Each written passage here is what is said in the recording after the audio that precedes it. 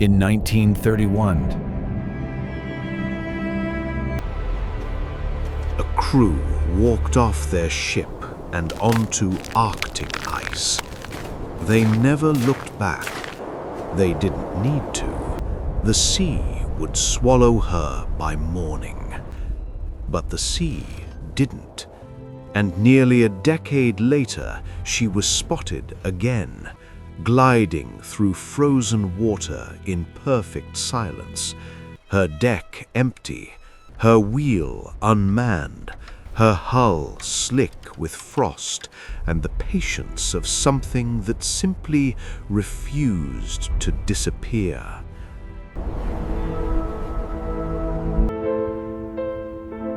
What keeps a ship moving when every soul on board has already left?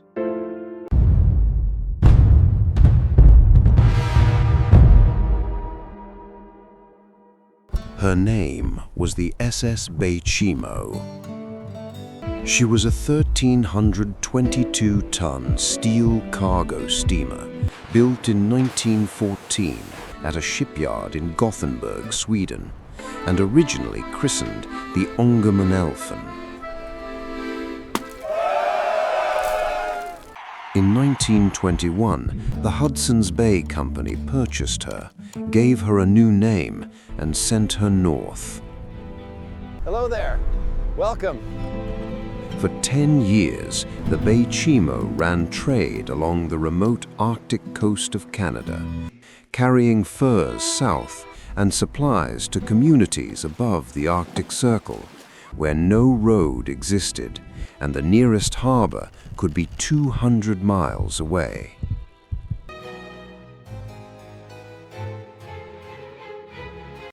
This story matters because the Baychimo did not vanish quietly. It was arguably the most documented ghost ship in modern maritime history, sighted again and again across nearly 4 decades, drifting crewless through some of the most hostile waters on the planet. And to this day, no one has ever confirmed where she finally came to rest.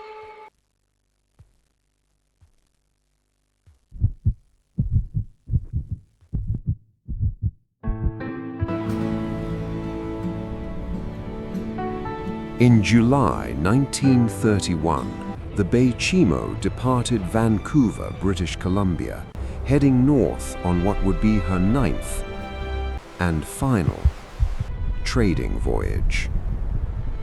Captain Sidney Cornwell commanded a crew of roughly 36 men. They followed the familiar route, stopping at posts along the western Arctic coast. It is a fair trade. Agreed. Trading goods for pelts, All fast! loading bales of fur into the hold. The work was routine. The weather was not. By late September, winter was closing in faster than expected. The return journey south had already fallen behind schedule. On October 1, 1931, the Baychimo became locked, fully, immovably, in pack ice near Barrow, Alaska, now known as Utqiagvik, the northernmost settlement in the United States. Anyone else feeling the walls closing a bit today? Just another day in paradise, eh? The crew tried to wait it out. The ice held firm.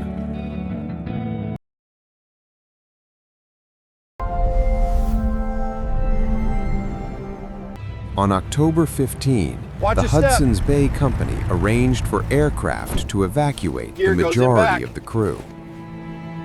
But Captain Cornwell and 14 volunteers chose to stay behind. They built a rough wooden shelter on the frozen shore, roughly half a mile from the icebound ship, and settled in.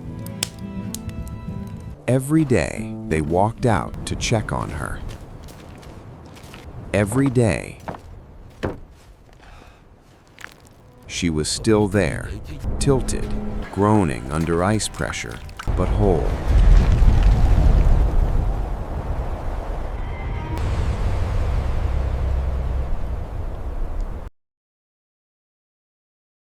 Then November 24 arrived. A blizzard hit, with winds near hurricane force. The sky turned white. The temperature plunged.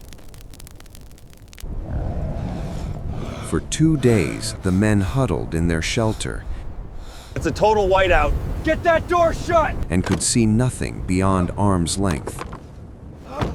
It's clearing. Anything? When the storm finally broke and they stumbled out toward the ship, No. they found only flat, cracked ice.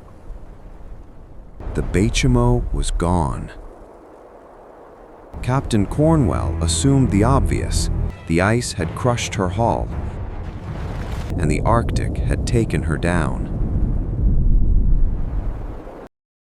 But the Arctic had done something stranger. A few days later, an Inuit hunter named Frank reached the camp. Did you see it? Over there, beyond the ice. A ship, I am sure of it. He told Cornwell that he had seen the Baychimo drifting roughly 45 miles to the southwest, battered but floating. Watch that section. Go left. Cornwell and a small party made the brutal trek across the ice and found her. She was listing, damaged, and covered in rime, but she was alive. Heave. Coming up. Watch it. They hauled out as much of the remaining fur cargo as they could carry, lashed it to sleds, and left her behind. The Hudson Bay Company, informed by radio, declared the ship a total loss. She was not worth the risk. Nobody expected to hear from the Baychimo again. But she had other ideas. In March 1932, a dog sled team spotted her drifting through open leads in the ice. In 1933, a group of Inuit hunters boarded her and explored below deck. The cabin still intact, the corridors dark and cold, but passable. That same year, There she is. the crew of a passing vessel, The SS Trader. the SS Trader, reported seeing the Baychimo drifting under gray skies. In 1934, another year, another sighting.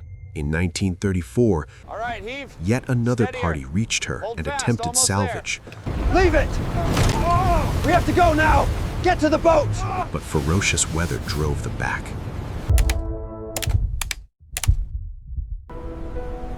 By 1939, sightings of the Baychimo had become sporadic, the gaps By between them widening. 1939,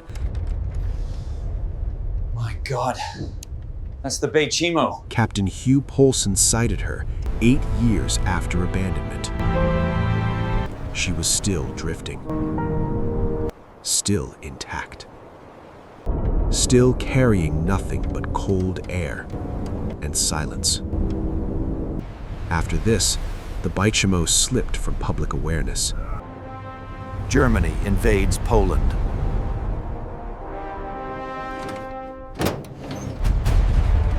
The world turned toward war. An empty ship in the Arctic stopped making news.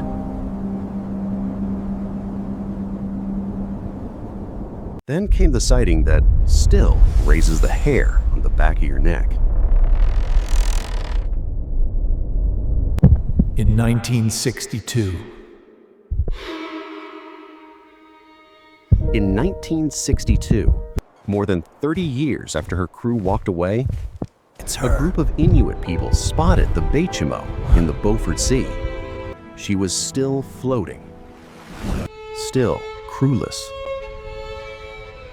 still drifting as though on an errand only she understood. And then,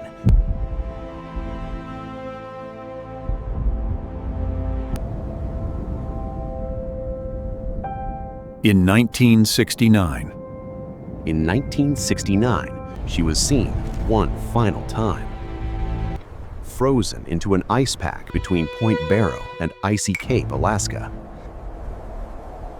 Silent and still as a headstone.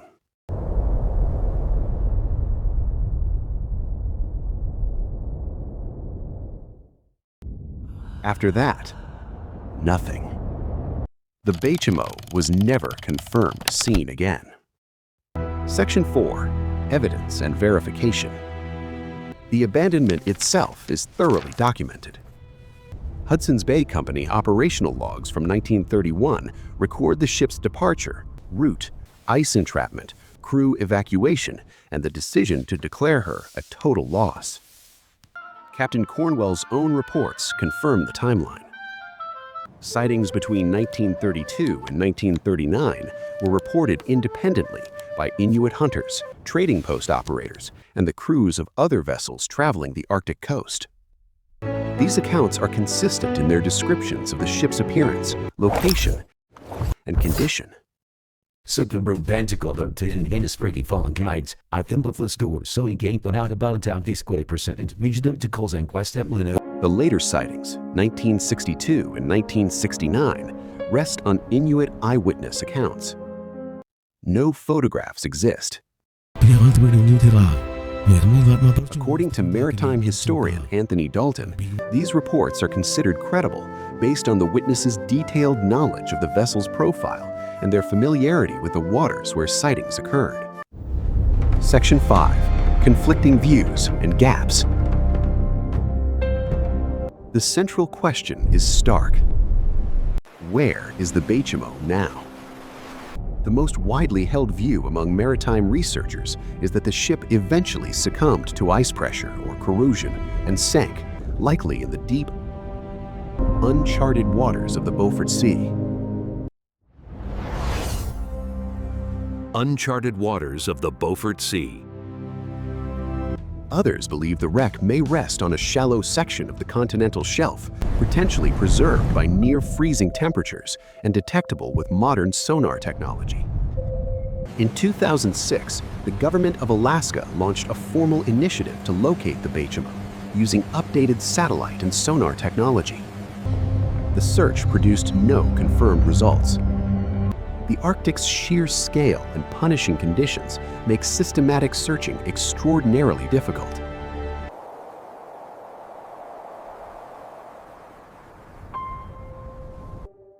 The Baychimo was speculated to have drifted into Russian waters. There is no evidence to support this theory.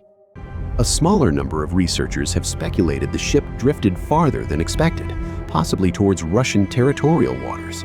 There is currently no evidence to support this theory. Between 1939 and 1962, a gap of 23 years exists with no confirmed sighting at all, leaving the Baychimo's mid-century movements entirely unknown. Section 6. Human impact. For Captain Cornwell and his men, abandoning the Baychimo was not a casual decision. They had spent weeks marooned in polar darkness, enduring temperatures that could kill in hours, rationing food, listening to the ice crack and moan around them. When the blizzard swallowed the ship, they believed they had lost their livelihood. Learning that she was still out there, drifting, unreachable, was, by some accounts, a quiet kind of torment. For the Inuit communities of the Western Arctic, the Baychimo was something different. They were a known presence, a steel ghost they occasionally encountered during hunting trips, sometimes close enough to board, sometimes just a dark shape passing on the horizon. Their testimony, passed through generations, forms the spine of nearly everything we know about the ship's movements after 1931. Without their accounts, this story would have no second chapter. Section 7. Expert lens. Why it matters. Think of the Baychimo as a message in a bottle, except the bottle was 230 feet of riveted steel. Arctic currents don't move in straight lines. They spiral in vast, slow gyres, carrying anything in them, ice, debris, a ship, in enormous loops that can take years to complete. The Baychimo goes where the ice goes. As Arctic ice retreats due to climate change, areas that were permanently frozen for centuries are being exposed for the first time. NOAA data shows Arctic ice extent declining roughly 13% per decade. That means the seabed where the Baychimo may rest could become accessible to modern search technology within our lifetimes. The Arctic is returning things it has held for a very long time. Section 8, Mini Recap. Here is what we know. Bit. The SS Baychimo was abandoned in November 1931. She was independently sighted at least 8 times between 1931 and 1969. She was boarded and explored, cabins intact. She was declared a total loss by her owners. She was last seen in 1969, frozen in an ice pack off the Alaskan coast. Alaska launched a formal search in 2006. Here is what we don't know. When she finally stopped floating, where she rests, her condition after 1969, her exact drift path across 38 years, swallowed, and whether the Arctic has swallowed her or is simply keeping her hidden. Section 10, Scenarios. The most likely scenario, and it is the one most maritime researchers accept, is that the Baychimo eventually succumbed. Corrosion, ice pressure, the simple, relentless physics of a steel hull in salt water with no maintenance for decades. She sank somewhere in the Beaufort Sea, in water deep enough that no casual survey will find her. Confidence, high. No vessel endures forever. The second possibility, her wreck rests on a shallow section of the continental shelf, preserved by near-freezing temperatures. Contact bearing 045. Possible and anomaly. Detectable with modern sonar technology. Confidence, medium. The technology exists, the coverage does not. The third possibility, and the one that keeps this story alive, is that the retreating Arctic ice may one day expose what it has been hiding. A hoe, a shape, something dark on a remote coastline that wasn't there before. Confidence, low, but not impossible. The Arctic is returning things it has held for a very long time. Some ships carry cargo, some carry crews. The Baychimo carried something else, a strange, stubborn refusal to disappear, drifting through decades of ice and polar silence, with no hand on her wheel and no light in her windows, as though the sea itself had decided she wasn't finished yet. If this story stayed with you, watch next. 5 ghost ships found drifting, and what was on board. It goes deeper into the unsettling world of crewless vessels and the questions they leave behind. If this story stayed with you, Hit that like button. Subscribe to Prime Vault Stories. And click the bell icon.